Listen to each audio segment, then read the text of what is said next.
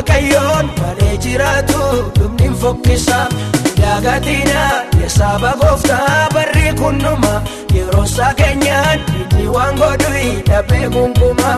Namni waaqayyoon qabu sassatuun guddaa abdata. Qabeenya sabneef jireenya banneef gooftaa eeggata.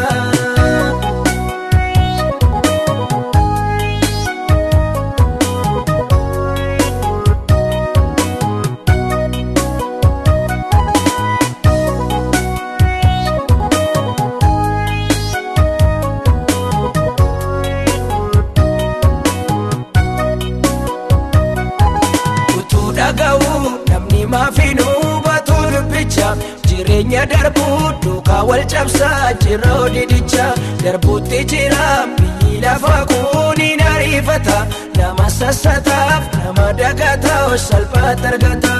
Dagatina yesaba gooftaa barri kunnuma yeroosa keenyaan inni waan godhu dhabee gungumaa. Namni waaqayyoon qabu sassatuun guddaa abdata. Qabeenya sabneef jireenya banneef gooftaa eeggata.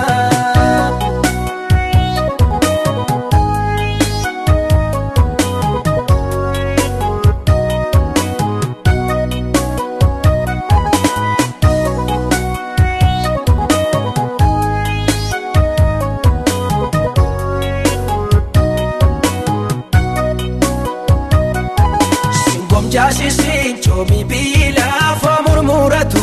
Namni waaqayyoo akka bubbuluyyuu hin huqqatu. Akkuma kanaatti bifa isaa gubbaarra calaqqisa. Ulfina qaba karaarra deemoo dukkaana ibsa. Dagatina yesaba gooftaa barri kunnuma yeroosa keenyaan inni waan godhu dhabee gungumaa.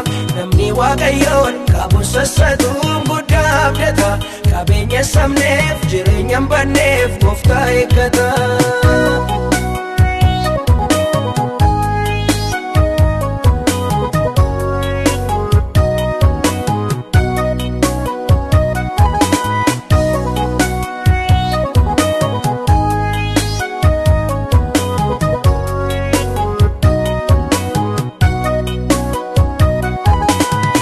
Maatiin dhangaa biyyi lafa qopheeffatu.